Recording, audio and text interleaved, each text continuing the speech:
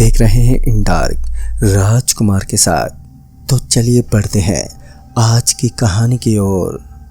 दोस्तों, ये घटना मेरे साथ आज से करीब 3 साल पहले घटी थी।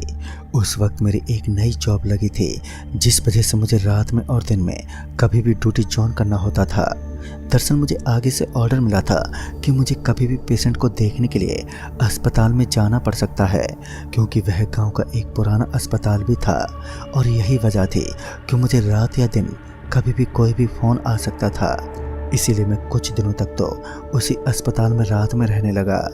लेकिन बाद में वहाँ पर किसी और डॉक्टर की भी ड्यूटी लगा दी गई थी, जिस वजह से मेरे कंधे के ऊपर से मुझे थोड़ा भार कम नज़र आने लगा। और वहीं उस अस्पताल के करीब एक हाईवे पड़ता था। उस हाईवे के बारे में लोगों के कुछ गलत विचार थे, जिन्हें मानना या ना मानना हमारे बस की बात नहीं थी। दरअसल लोगों का कहना था कि यहाँ पर किसी एक पेशेंट की आत्मा घूमती है, जो रात में किसी भी आदमी को अपने साथ रिहा कर देती है। लेकिन मैं इन बातों में कहाँ विश्वास करने वाला था। धीरे धीरे वह नया डॉक्टर अपनी ड्यूटी को अच्छी तरीके से ज्वाइन करने लगा, और उसके साथ ही साथ मैं भी अपने घर के लिए रवाना होने लगा, क्योंकि मेरा घर उस अस्पताल से लगभग 24 किलोमीटर की दूरी पर था, जिस वजह से मैं तुरंत ही घर पहुंचने में समर्थ नहीं था। अब तो मेरे लिए काम आसान हो चुका था, क्योंकि मैं अपने घर वालों के साथ अच्छा खासा समय बिता सकता था, क्योंकि वह डॉक्टर रात में ड्यूटी ज्वाइन करने लगा। और उस डॉक्टर के होने का मेरे लिए एक बोनस पॉइंट साबित हुआ। मगर एक रात, जब शायद लोगों के द्वारा एक काली रात यानी कि अमावस्या की रात थी, उस रात मैं एक बार फिर अपने घर के लिए रवाना होने वाला था। जब मैं अपने घर के लिए रवाना होने ही वाला था कि वह डॉक्टर, जिनका नाम प्रभुदेव था, वह मेरे पास आए और उन्होंने बताया कि आज की रात एक अमावस्या की रात है और आज काली शक्तियों का इस अंधेरी रात में राज होने वाला है।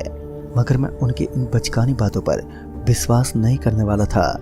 मैंने इन सभी बातों को केवल एक गलत अंधविश्वास समझा। फिर अपनी गाड़ी स्टार्ट करके मैं वहाँ से निकलने लगा।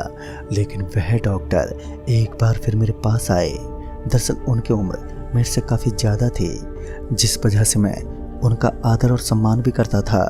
वह मुझसे काफ़ी बड़े भी थे, जिस वजह से मैं उन्हें अपना सीनियर भी समझता था। फिर वह मेरे पास आकर बोले, ये देखो, आज अमावस्या की रात है और मैं भी पहले तुम्हारी तरह इन चीज़ों पर कुछ ज़्यादा यकीन नहीं करता था, लेकिन मेरे साथ भी एक भयानक हादसा हुआ। दरअसल उन्होंने बताया कि वह पहले किसी अस्पताल में काम करते थे और अमावस्या की रात उनके साथ एक बहुत ही दिल दहला देने वाली घटना हुई थी। मगर मैंने अभी भी उनकी बातों पर ज़्यादा ध्यान नहीं दिया। मैंने कहा, अरे सर, आप चिंता मत कीजिए, मुझे आज अपने घर पर जाना बहुत ज़रूरी है। दरअसल आज मेरे पापा का बर्थडे था, जिस वजह से घर पर जाना भी बहुत ही ज़रूरी था और उन्हें मेरे द्वारा कोई ना कोई गिफ्ट भी प्रदान करना था, जिस वजह से मैं आज किसी की बात को मानने को तैयार ही नहीं था। मगर लोगों के द्वारा यह पूरा हाईवे लगभग 30 किलोमीटर की दूरी पर फैला हुआ था, जिसे लोग भूत प्रेत का अड्डा भी मानते थे। मगर लोगों के द्वारा यह पूरा हाईवे लगभग 30 किलोमीटर की दूरी पर फैला हुआ था, जिसे लोग भूत प्रेत का अड्डा भी मानते थे। मगर अभी भी मैं इन सभी बातों पर इतना ज़्यादा गौर ना करते हुए अपनी गाड़ी को स्टार्ट करते हुए वहाँ से निकल गया। ठंड के इस मौसम में चारों तरफ धुंध का कोहरा छाया हुआ था, जिस वजह से मुझे गाड़ी की हेडलाइट के अलावा चारों तरफ सन्नाटा ही दिख रहा था। उस अंधेरी रात के माहौल में मुझे सामने की तरफ से कुछ भी दिखाई नहीं दे रहा था। मैं अभी गाड़ी को धीमी गति से ड्राइव करते हुए आगे की तरफ बढ़ रहा था। तभी मुझे अपनी गाड़ी के ऊपर से किसी चीज़ के पटकने की आवाज़ सुनाई दी। लेकिन पहले तो मुझे लगा कि शायद कोई पत्थर गाड़ी के टायर से उछलकर टकरा गया होगा, जिस वजह से मैंने इतना ज़्यादा ध्यान नहीं दिया। लेकिन तभी मैंने सुना कि मेरी गाड़ी के अंदर से किसी की मुझे ज़ोर ज़ोर से सांस लेने की आवाज़ सुनाई दे रही थी। मगर जब मैंने अपनी निगाहें चारों तरफ गाड़ी में घुमाई तो मुझे वहाँ पर एक बार फिर कुछ भी नज़र नहीं आया। मुझे यह सिर्फ अपने दिमाग का एक वहम ही लगा। फिर मैं अपनी गाड़ी लेकर लगातार आगे का रास्ता तय करने लगा। तभी मेरी नज़र मेरी गाड़ी के बोनट पर पड़ी तो मुझे कुछ पानी जैसा नज़र आने लगा। पहले तो मैंने अपनी गाड़ी को रोकने की सोची, लेकिन बाद में मैंने ये सोचा कि शायद किसी ने गाड़ी के ऊपर चलते फिरते कुछ डाल दिया होगा, लेकिन फिर मैंने देखा कि वह पानी सा चीज लगातार बढ़ता ही जा रहा था। पता नहीं क्यों अब गाड़ी के पूरे बोनेट पर वह फैल चुका था, और जब मैंने उस पर ठीक से देखा तो मानो मेरे शरीर में एक बिजली सी दौड़ गई थी। दरअसल मैंने देखा कि वह चीज कुछ लाल लाल जैसी मुझे नजर आ रही थी। मेरा शक सीधा खून पर गया। उसके बाद मैं ना चाहते हुए भी गाड़ी से नीचे उतर गया। जब मैं गाड़ी से नीचे उतरा तो मेरी आंखें फटी की फटी रह गईं, क्योंकि इस बार मैंने देखा कि दरअसल कुछ देर पहले मुझे मेरी गाड़ी के बोनेट पर कुछ नजर आ रहा था, लेकिन मैंने पाया कि गाड़ी का बोनेट एकदम साफ पड़ा हुआ था। अब मैं तो एक पल के लिए हैरान रह गया। दरअसल कुछ देर पहले मुझे कुछ नजर आया था, मगर बाद में मुझे थोड़ा थोड़ा ऐसा लगने लगा कि यहाँ पर कुछ न कुछ तो गड़बड़ चल रही है, मगर मैं उसे जानने में और पहचानने में अभी तक सक्षम नहीं था, जिस वजह से मैं वापस गाड़ी में आकर बैठ गया। अभी मैं वापस गाड़ी में बैठा ही था कि अचानक से मुझे ऐसा लगने लगा कि एक बार फिर मेरी गाड़ी के पीछे वाली सीट पर कोई जोर जोर से सांस ले रहा है। लेकिन जब मैं पीछे पलटा तो मुझे वहां पर केवल और केवल जबरदस्त सन्नाटे के अलावा सुनसान पड़ा हुआ हाईवे पीछे की तरफ नजर आ रहा था। फिर मैंने अपनी गाड़ी को फिर से आगे बढ़ाना शुरू किया, जो कि रास्ता अभी भी काफ़ी सुनसान और एकदम खामोशी से पसरा हुआ था, जिस वजह से पता नहीं क्यों लेकिन मेरे रोंगटे अपने आप ही खड़े हो रहे थे। मुझे समझ ही नहीं आ रहा था कि आखिर मेरे साथ ऐसा क्यों हो रहा है, क्योंकि यह मेरी ज़िंदगी में मेरे साथ पहली बार हो रहा था कि मेरे रोंगटे बिना मतलब के खड़े हो रहे थे, जिस वजह से मुझे कुछ बेचैनी सी महसूस होने लगी। तभी अचानक से मुझे अपनी गाड़ी के साथ साथ एक भेड़िया भागता हुआ दिखा। उसकी गति काफ़ी तेज लग रही थी, और उसकी गति का तेज होना एक लाजमी सी बात थी, लेकिन वो लगातार अपनी गति को बढ़ाता जा रहा था। इस वक्त मेरी गाड़ी लगभग 80 की स्पीड से आगे की तरफ दौड़े जा रही थी, लेकिन वह भेड़िया अभी भी मेरी गाड़ी के साथ साथ भागे ही जा रहा था। और तभी उसके मुंह से अजीब से रोने और चिल्लाने की आवाज़ें सुनाई देने लगी। दरअसल उस वक्त मेरी गाड़ी का आगे वाला कांच खुला हुआ था, जिस वजह से मुझे उसकी ये आवाज़ अपने कानों तक साफ साफ सुनाई दे रही थी। अब मुझे थोड़ा थोड़ा विश्वास होने लगा कि सच में इस जगह पर कुछ न कुछ तो गड़बड़ है, और तभी मेरा ध्यान उस भयानक भेड़ी के ऊपर से हट गया। मगर जब मैंने दोबारा उस तरफ देखा तो मेरी तो सांसें एकदम से ऊपर नीचे होने लगी।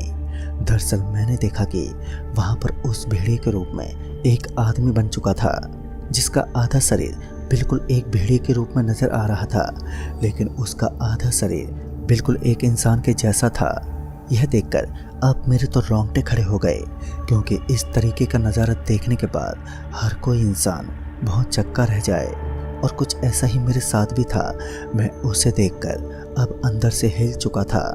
उस कड़कड़ाती ठंड में भी मेरा पूरा का पूरा शरीर पसीने से भीग चुका था, और अब ये बात मैं अच्छे तरीके से जान चुका था कि सभी लोगों का कहना गलत नहीं होता, लेकिन मैं ये बात भी बहुत ही अच्छी तरीके से जानता था कि अगर मैं यहाँ से 15 किलोमीटर का रास्ता आसानी से तय कर गया तो मैं अपनी जान बचाने में सक्षम रहूँगा।